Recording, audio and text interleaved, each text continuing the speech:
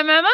And I'm Ewan. And we're here on the beautiful Isle of Bute. We are sheep farmers and sheepdog trainers. We're here today to talk about the sheepdog training. So about a year ago we set up a sheepdog school and we've been making videos to show you how to train your herding dogs. So it's on the Patron platform. It is £10 a month, and for that you'll already get a bank of over 80 videos from everything from conception, yeah, there's a video on that, all the way through to the early stages, right up to taking your dog to trials. The great thing about Patron is you can message us direct if there's anything you're struggling with, and we can see if we can put together a video, because we have a large kennels here. We've got dogs with all kinds of problems. Yeah, there's no problem we haven't seen. There's also a really good search function on Patron, so if you see a dog similar to yours in our kennels, you can search their name and find all the videos on them. And equally, if you see or have a problem that with your dog, you can type it in the search bar and it'll bring up all the videos on that subject. For example, gripping or bad outrunning.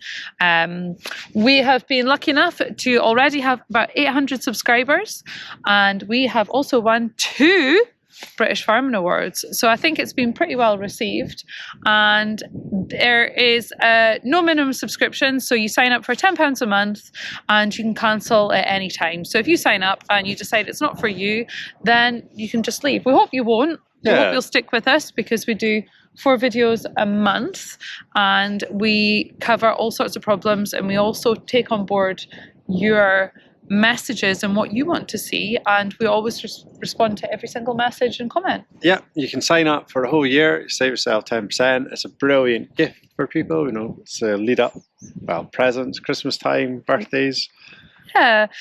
So without further ado, we'll just run you the clip so you can get a sort of a brief overview of what we do, and hope to see you on Sheepdog School. So we're going to give you a really quick chat about the equipment you're going to need. So today we're going to talk about sheepdog commands. Good dog's ready.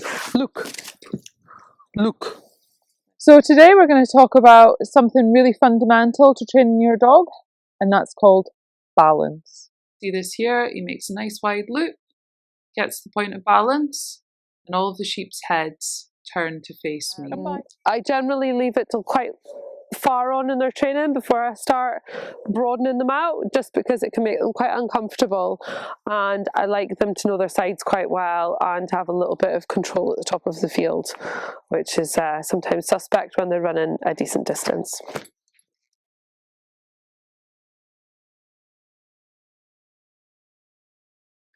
So here we have Link going on rather a big outrun. I set her off to the right, and immediately I can see that she's going too tight. So I stop her and I start walking down the line of the sheep myself. Now the whole time I'm walking, Link's thinking in her head and wondering what the next command's going to be, and she's kind of readying herself to go out bigger, because that's the training we've been doing. So you can see I'm not going towards her, I'm not any threat. I'm just standing on the midway line and asking her to go out to her right.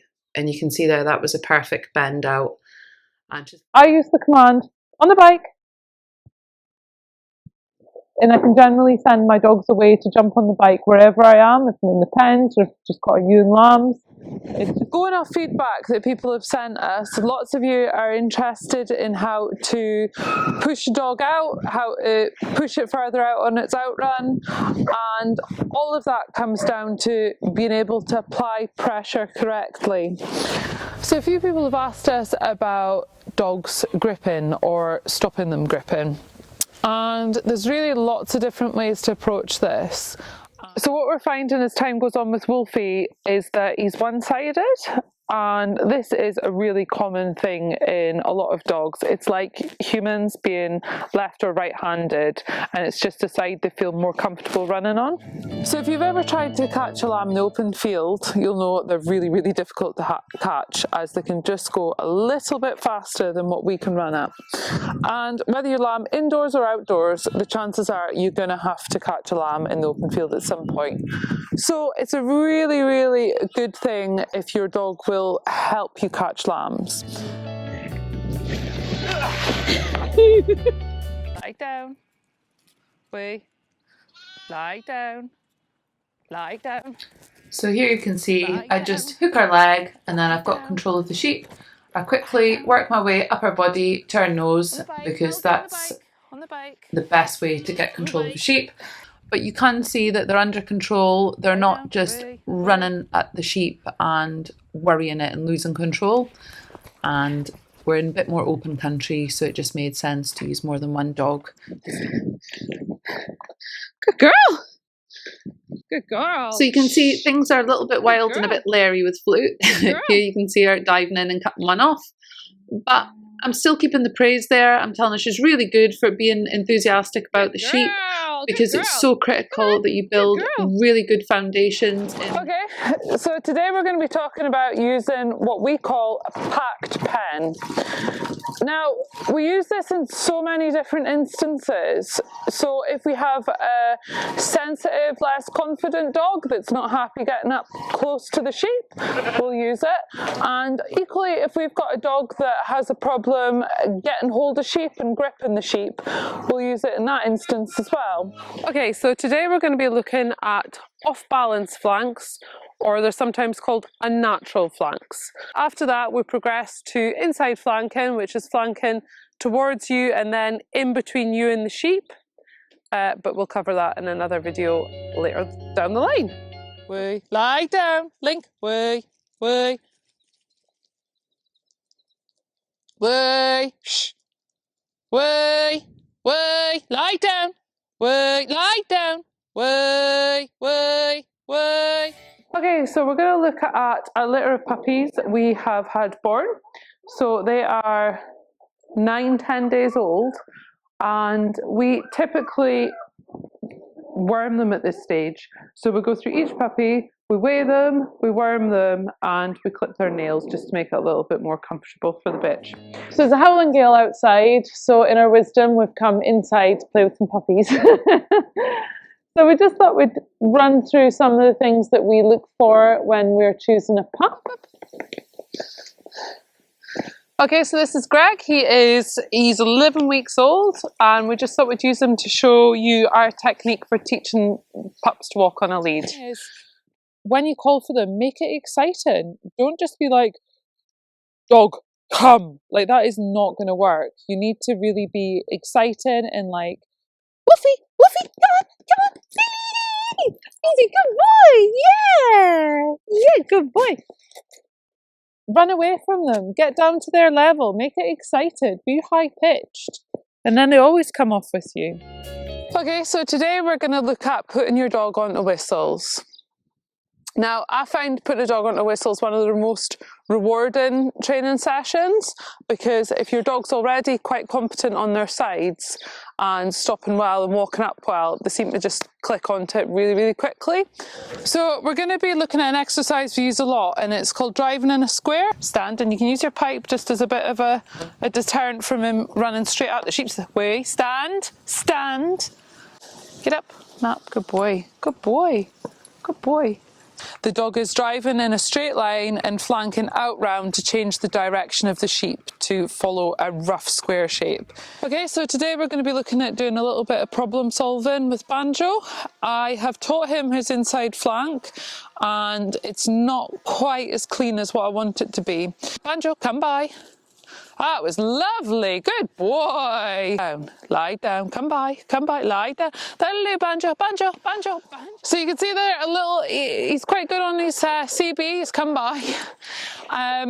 So you just need to give him a name and a wee pull at the start of his flank, and he was flanking round. Okay, so today we're going to be doing an introduction to sheep with little Risk here. So she is 4 months old, and she has seen sheep before because she's got away on us on a walk and gone and found them, so we know she's interested. So we're just going to try her first out in this big open space and see how we go. If it's not going to work in here, we will move on into the round pen to a more controlled space, but we'll just see how we go to start off with. Larry, come by. Wait. Come by. Hey, hey, hey. Hey, hey, hey. Shh, shh, shh. Come by. Shh, shh, shh. Shh, shh, shh. Shh, shh, shh. Good girl. Just stopping her. Peg, that'll do. So see what she does here. Stop her or not? No, just let her and see what she does. Because she needs to learn to be, like, how to manage them herself. So she's slowing herself down there. Oh, I've never thought of doing that, yeah. So she knows she's going to bust them. Look, she's doing that herself. So she's learning to use her own Body language to move them. because she's never had a chance because you're always Stopping her. You're like the driving instructor. So today we're going to be talking about inside flanks. Now, a couple of people have asked, what is an inside flank? Well, I'll use our trusty wee toys here. Right, so I'll go through them all. This is a normal flank, so the sheep are heading off in this direction, the dog goes to naturally meet them. So that's a natural flank. Yep. Good boy. Good boy. Good boy. Stand, come by, stand. Nap, cut nap, come by. Steady, good boy. Stand, stand. Good girl. So you can see here from the Come drone by, footage, come I'm just by, asking come by, Kerry stand. round on a come by, getting her alongside me, try to do a short bit of driving, but you can see here Kerry knows something's up and she stops because she's anticipating that come by command already. But doing things over and over and over again, they start to learn the routine and what you're trying to expect of them. So we've had someone message us on Patron saying that they're having some success with their dog at trials, but they feel that they're having to run their dog in a stop-start manner. So we thought this was a good example of teaching your dog to pace. For example, so for some of you, the Sheepdog School is about training a dog to be a useful worker and a farm dog, but I know there will be some of you who have joined the school hoping to compete at sheepdog trials. So with that in mind, we are going to be looking to progress Banjo right up through the stages and go to nursery trials. So you can see here, I'm going to make a decent gap, face the packet of sheep that I want to take away and pull Banjo in. And then you can see we've swapped sides and he's confidently driving them away. And I'm in a position where he can still flank behind me to keep the nice distance between him and the sheep. Today we're going to look to try and start addressing that by teaching him to work a sheep by itself. Now, it's a valuable thing a sheepdog has to learn, and there's varying degrees of ability. Some dogs are really good at working a single and some might find it more of a challenge. So what we're going to do is we're just going to put one sheep in this pen. The sheep is obviously familiar with this pen, and we're going to put our mates on the other side of the fence so there's a bit of a draw, because there's not actually much point in teaching a dog to wear a single unless the single is wanting to go somewhere, so they're actually learning to stop and turn them and bring them to you. But the best way is for me to go and show you, so we'll just go and make a start. Okay, so today we're going to be looking at how we set up our dog for success on their gathers. So first of all, we're going to be looking at our open level dogs, so that these are fully trained and experienced dogs, and how we send them away for a gather. And then we're going to be looking at our mid-level dogs, so dogs that are still learning to gather. And then we're going to have a look at our very young dogs who are in the sort of foundation stages of learning how to go around their sheep. But start off with, we're going to take Gray out in the big field now and show how he'll go for a normal gather. Come on, Gray.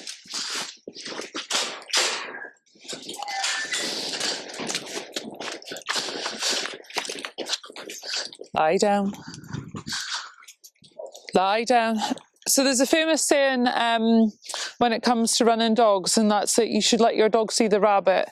And I think it's important to let your dog scope around and get an idea of where your sheep are. So don't have him hanging around behind you, and don't start directing him to a fence. We don't want fence runners. We want our dog to spot our sheep and run to them. Being slightly naughty, and I have gone out and bought a new dog.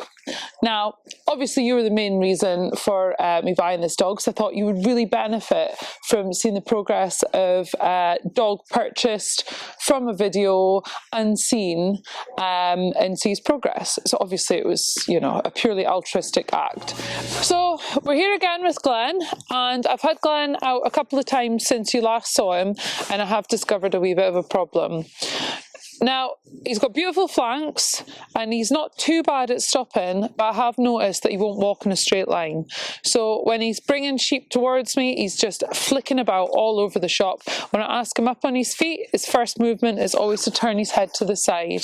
You need a dog to be able to walk in a straight line. And also I'm going to need him to be able to walk in a straight line to teach him how to drive. So yeah, there you go. There were some of our videos. There's some free videos as well that you can catch up with. But yeah, hopefully this will pique your interest to go forward and subscribe. Yeah, and feel free, always, as always, just ping us questions or messages. We'd love to get your feedback. And yeah, good luck and happy training. See you soon.